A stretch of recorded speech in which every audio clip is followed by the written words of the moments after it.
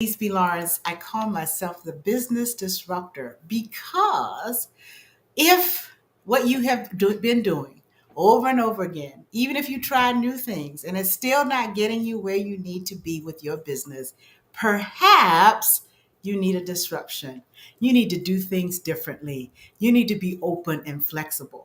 So, Disrupting Your Business is our weekly podcast where we invite experts, subject matter experts from our community, from our network, to talk to you and drop knowledge on how you can disrupt your business.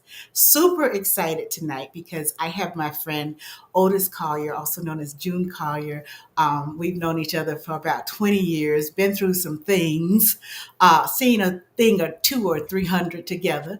But we have overcome, right? We have great tenacity between us to keep moving forward in our business and as business owners.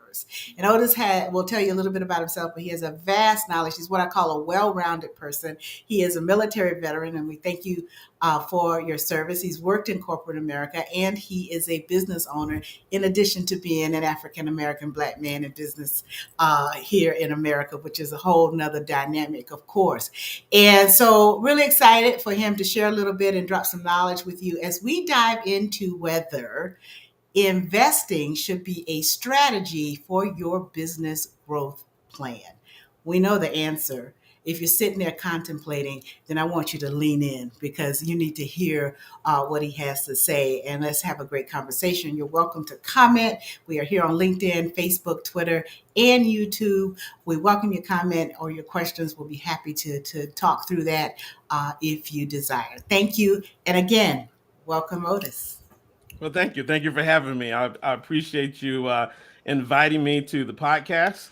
And this is a very interesting topic that you have selected. Mm-hmm.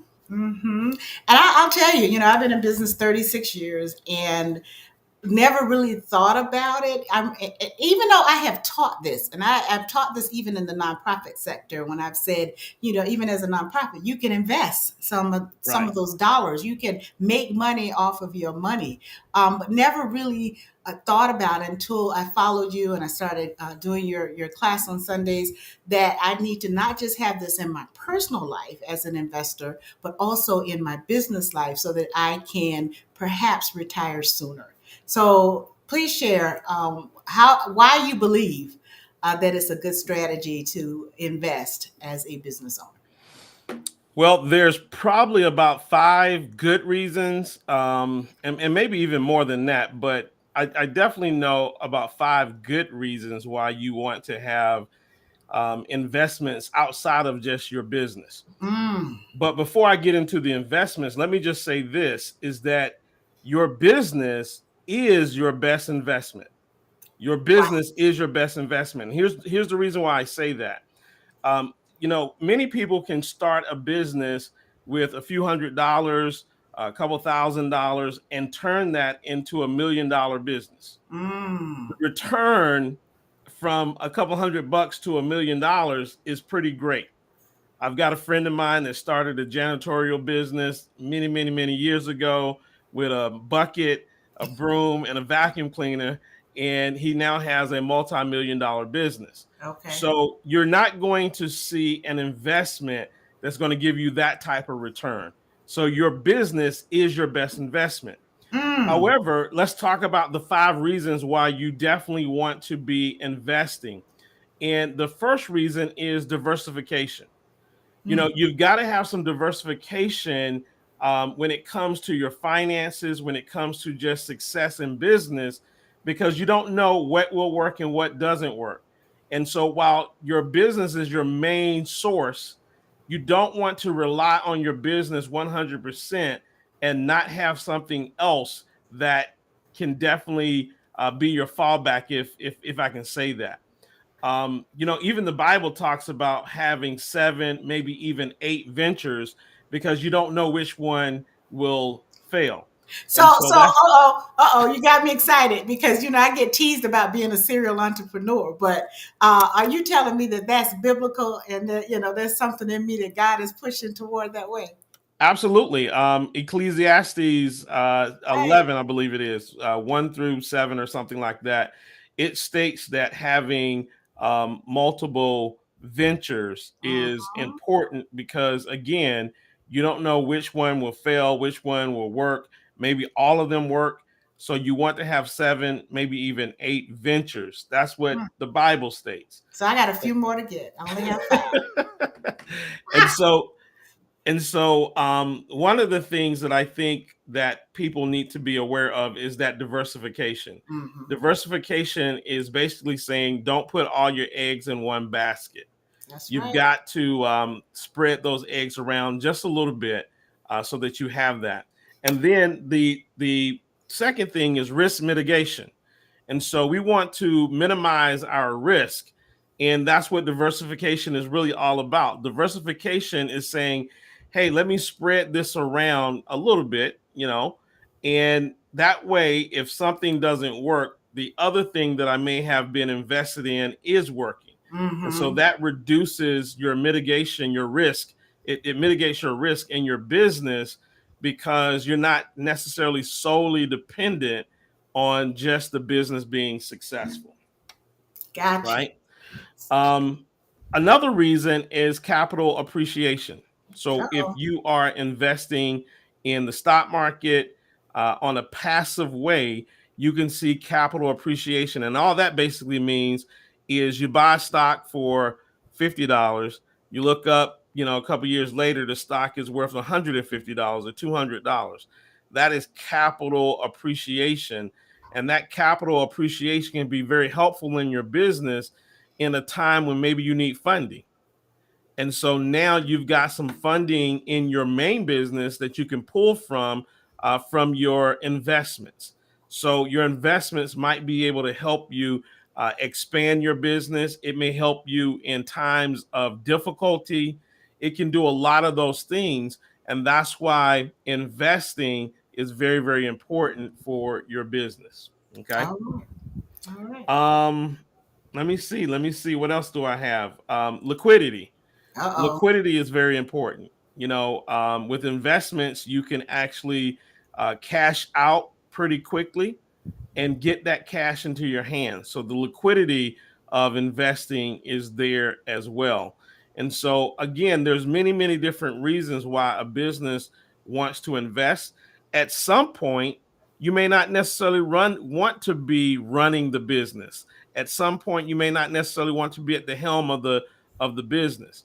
And Mm. so a lot of times you may want to start being more passive in business Mm-hmm. and investing stocks, mutual funds, bonds, all of those are great vehicles for you to be passive. And so as you're making this money in your business, you're taking a portion of that money, investing it in the market, investing in real estate, investing in stocks, bonds. That way, there's going to come a time when you're not going to run as hard as you're running in your business today. That's And right. when that time comes, it will be nice to have your money working for you so that you don't have to work as hard as you did all the years that you did to get your business up and running. Wow. So from the beginning, you need to plan the ending. And I teach this a lot with my masterminds and working with, small business owners. I work with a lot of solopreneurs that are trying to transition to, one day having empires. And I'm like, okay, you cannot 10 years in say, oh, I want to run an empire. Right, You can, but you're behind 10 years. right. You really have to know what you are setting yourself up for. And if you want to be an entrepreneur for the rest of your life, how are you going to retire? And I'll admit, this is something I didn't do well. I thought I was, but I didn't. And so now I'm on, a really fast track to try to invest correctly and well and aggressively, taking more risks so that I can, retire in the next 3 or 4 years. So, yeah, got a plan. Got a plan. Absolutely. Absolutely. Got to have that plan. Hmm. Hmm. And so we talked about investing in your business, and yes, in the state of Georgia, you can start a business for $100, right? but it takes much more than that. Right. Right. And I try really hard for, not to um, set people up for failure. And so I often say, when they say, look, I'm ready to start a business, get ready to create an LLC, whatever, can you help me with those kind of strategies? Yes, but what else do you have to invest in this business? Otherwise, you're probably going to be frustrated. And so, Right. that's another option. So you're working in corporate America and you want to be an entrepreneur. What can you do with that money that you do have? Maybe it's in a 401k, an IRA or some kind of, liquid asset. What can you do to aggressively grow that so that you are actually putting money in to your business? Well, when you start talking about, and here's the thing that I see a lot of people do. One of the things that you just alluded to is, maybe they've been working in corporate America, they've built up their 401k, they leave their job, and now they're going to tap into their 401k and start this brand new business. Mm-hmm.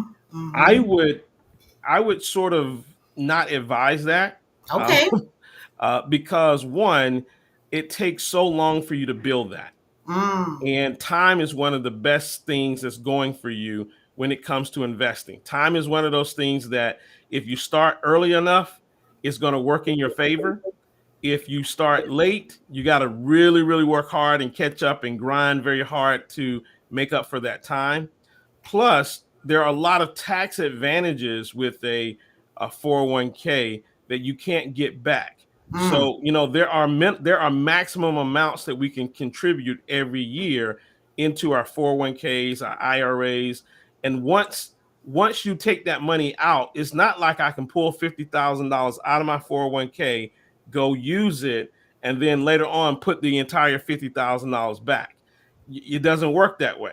Right. Okay, because you have a maximum amount that you can contribute each and every year. So what people don't realize is that oftentimes you can keep your money in, say, an IRA. If you got a 401k and you leave your job, you can roll it over into an IRA. But what people don't realize is that you can borrow against your investment. Right. So you never take the money out of your investment, but because the investment is there, it's an asset. You now have the ability to borrow against that asset to go start your business.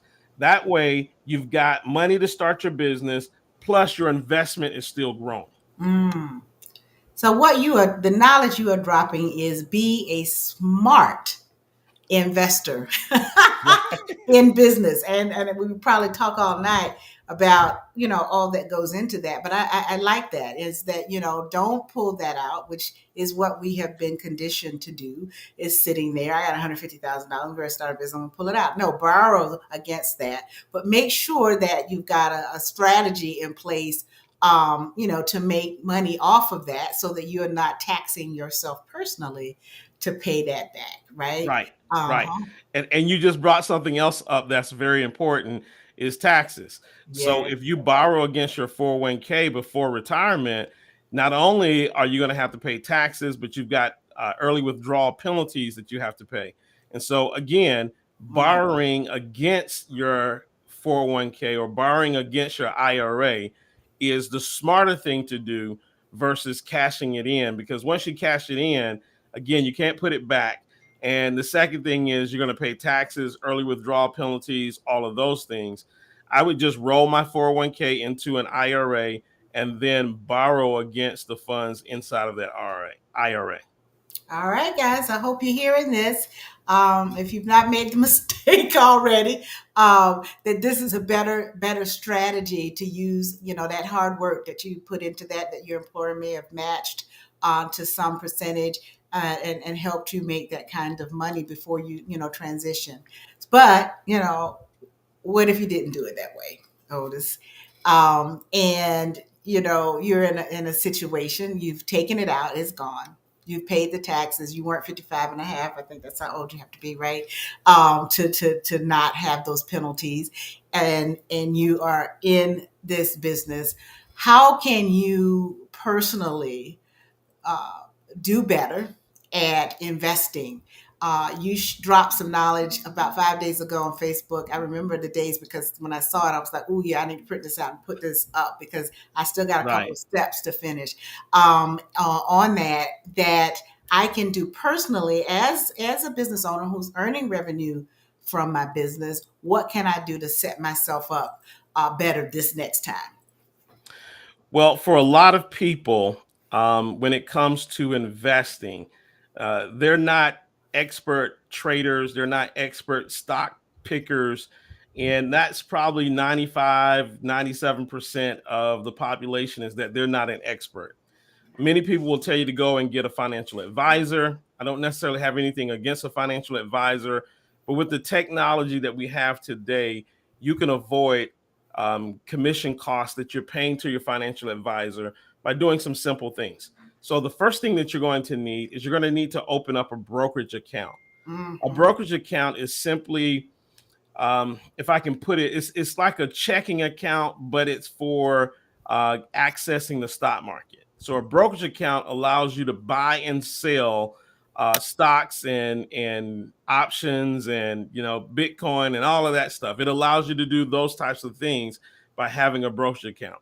One of the best brokerage accounts out there that's very user friendly for beginners is Fidelity Investments. I would open up Mm-hmm. a Fidelity investment account.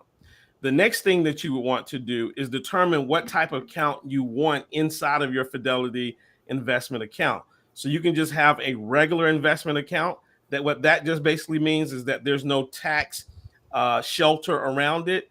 Any money that you make that year, you have to pay taxes on that money that year from the gains. Or you can have an IRA, or you can have both. You can have an IRA, a Roth. You can have many things inside of that account, just depending on what you want. But once you have that account open, the next thing that I would do is I would invest in the S&P 500. So there are either ETFs, which are exchange traded funds, or mutual funds.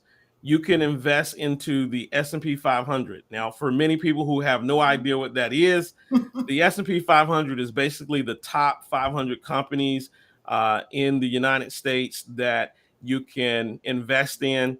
And this is that diversification I was talking about. That's So right. instead of investing in just one company, you invest in the S&P 500, and you're investing across multiple companies from multiple industries. And so we know that, you know, the cycle of the economics goes up and down. And we know that sometimes luxury goods is a good time to be in luxury goods. Sometimes it's not. Sometimes it's great to be in utilities, and other times it's not. And so there's many different industries. Well, when you're in the S&P 500, you're across a broad range of industries. This gives you the diversification and the protection that you need. Also, you don't have to be an expert at picking stocks.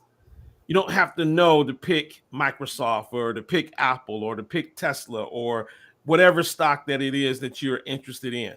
You just invest in the S&P 500, and then you build your business, right? That's And you set that up on an automation so that every month you're investing and you're contributing a set amount to that S&P 500 fund, and then you just let it run, and you let it run for 10 years. This is a long-term play. This is not something that you put your money in and tomorrow you're looking at it and you're jumping out.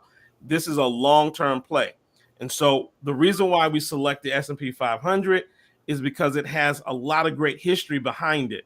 The S&P 500 since 1957, if we look at an annualized return since 1957, it has done 11.88% with that. Now, does that mean that every year you're getting 11.88? No, that's what annualized return means. So there are some years that is doing great, 26%. It might be doing 30%. Other years is doing 5%. And then there may be some years that is doing negative 10%, negative 20%. But long term, over that 10-year period or greater, you're going to see that your S&P 500 index fund should do well, and it should perform well, maybe averaging around about 10%. That way, again, you don't have to be an expert. You can get a no load mutual fund or a very low expense ratio ETF and just start contributing each and every month. And you'll And look that up. is key, right? That's the And key. That's the yeah, key. and I thought I knew something, and I didn't. And in the last 3 months, I have been focused on the S&P 500, and I try not to watch it like a hawk, but I watch it because I'm amazed that I am making more of a return in these 3 months than I have made in the last year with nickel and diamond and trying to pick and choose, and I'm not sure, and Yeah. right? And Yeah. so it's phenomenal. But you're right. You have, as part of your business strategy, people, you have to decide XY dollars I am going to invest in this S&P 500 every month and make that happen. And forget about it. Let it do what it do, right? Right. But you have to have that monthly contribution, and that's been life changing for me. And I've had other, monthly contributions. I've paid those upload feeds, I think they're called, with some investment opportunities out there. But now I'm aware, right? I got wisdom. And so I'm protecting myself on the fees and the things, um, all because of you, and of course because of the teaching that we have in our church. Right. I'm just I feel more savvy, and I feel more secure in how I invest. And going back to that, you mentioned 10 years. Let it ride, right? Let it go. And that's sometimes hard for us. But we started this off with, a biblical context for this, and there is one right here, because God does not support quick get rich quick schemes, Right. right? So it's not about throwing something out there and expecting to catch this gold mine. That's why we don't play the lottery, right? So it's not about that. It's about being steady, being consistent, having a strategy, and letting it do what it needs to do over time, so that what you get is actually secure and not something that's going to come at you all at once, that may, in most cases, 90% of the time, is gone before you know it, because most of us cannot handle uh, gazillions of dollars pouring out at us at one time. Right, right. I always tell people, especially when it comes to investing in the market, to do the S&P 500, Hmm. um, doesn't mean that every year you're going to be, making, big gains. Right, There may be some down years, and in fact, right now people are talking about a recession, and right. so we don't know what's going to happen to the S&P 500 here in the next several months. But here's what I also tell people: the reason why you want to invest and do it consistently and not be looking at it every day like a hawk is because you're going to be doing what's known as dollar cost averaging. And Mm, what that means is that when the S&P 500 is down, you're buying more of it, so that when it goes up, you've got more shares of it, if it's mutual funds or whatever you're purchasing. And so I tell people this: I said, everybody's kind of counterintuitive when it comes to the market. mm. Everybody wants to jump on a stock when you hear about it, like That's right. Nvidia or Microsoft. You hear that the stock is up 20%, 30%, You and want to you jump you in. want to buy it then. Well, it's too late to buy it at that point. I won't say too late, but all of the Not money, smart the investment. run has already happened, Right. right? And when it runs that high, what ends up happening is people start selling off. So you're chasing the stock, and once you get the stock, then the stock drops, and now you're upset. The time to get the stock is when you know that this is a great company, the Mm-hmm. ETF or Microsoft or Apple, and for whatever reason, they're down. And you buy Microsoft at $215 6 months ago in November. I'm talking to myself, right? And now it's at $330 6 months later. And so those are the opportunities that exist, but you got to have confidence to do that. And I'm a person that I love watching the markets, and I'm in the markets every day, but most people are not that way. Right. So if you're not that person that's going to study, that's going to read, that's going to listen to all of the calls, I got CNBC on my television watching that. Everybody's not going to be that. There's only a small percentage of people that's going to do that. For the rest of the people, you definitely need to be investing in the S&P 500.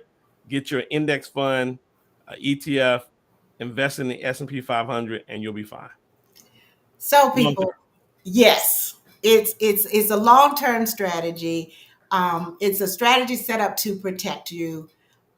It's, based on what Otis has done and has seen, happen in the marketplace. I'm a testimony that having an investment strategy is just smart business. Right. And, we just have to think and do something differently. So here we are, middle of the year. You got 6 months left. Go in and readjust your budget for your business and determine how much you can pull out every month and invest. You know, I can't say anything safe because, the whole world could fall out. So don't Right. invest more than you can afford to lose. That's, really important. So I'm not telling you to put up your business mortgage in this, but determine what that is. It may be 500, maybe 1,000, and maybe 10,000, whatever that is, and start doing the thing, right? And making sure that you have a sound investment strategy and be aware. There are many, financial advisors out there and folks who are, going to come after you. I know that they bombard me on LinkedIn every day. And I'm not saying that they're not good people and that they don't have, good companies. Some of them are reputable, large companies, but they are charging you fees. They are that are upfront that you do not have to pay if you have a strategy in place like we are talking about. Are some of those important? Yes, because some are tied to some great life insurance policies and all those other things that you may, decide that you need depending on where you are in your life. But what we are talking about is taking back control as an individual business owner so that you invest wisely in a long term strategy. And I can't say that enough. A long term strategy is important. So if you are a business owner out there and you're 30 years old, man, I want the 30-year-old me back Right. because I would do things very differently and be set up very differently. So now I have to make very different decisions as I look at retiring. And like I said, be more aggressively and pour more money into the S&P 500 and some of my other investments, including some of my new business ideas, putting money into that.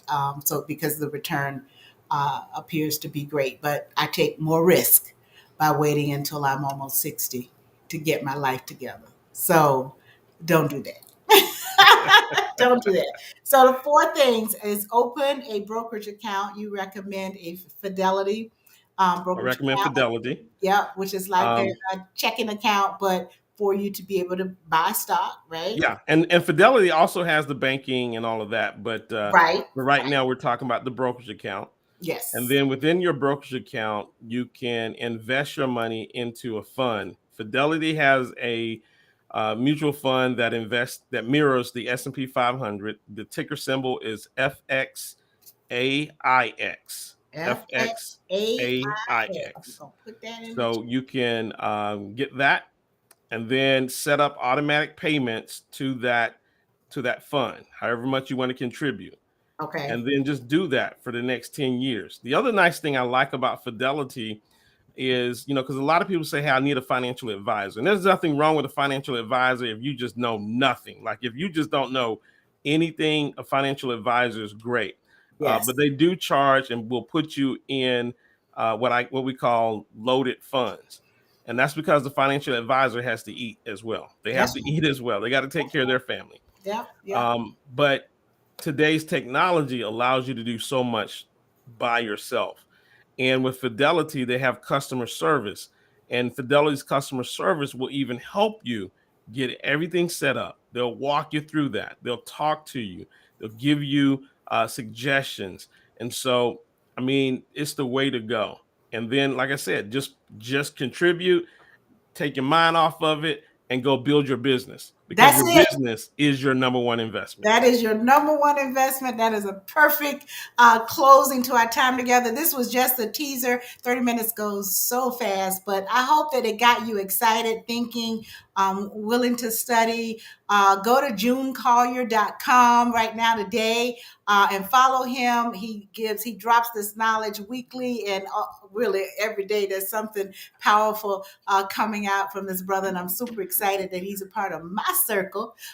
So I suggest that you reach out to him, book some time with him, talk about strategy, do something different. All right. So that your difference makes a difference in the next year or so as you are moving forward with your investment strategy for your business.